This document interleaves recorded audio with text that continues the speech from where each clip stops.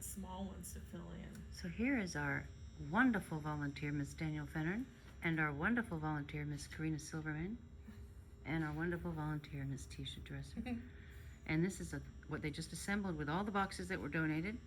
I'm gonna do a little walkabout. We also have all of our wrapping papers, most of them printed and ready to go. So this is just so we put it back exactly like it is when we move it to the Student Center tomorrow. You're so positive.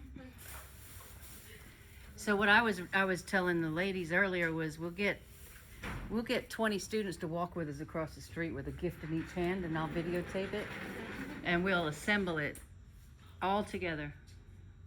And there's our wrapping papers. Aren't they awesome?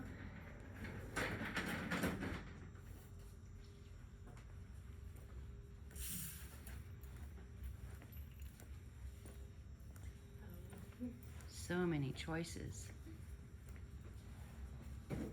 If we sold this stuff next year, Tisha, we could probably put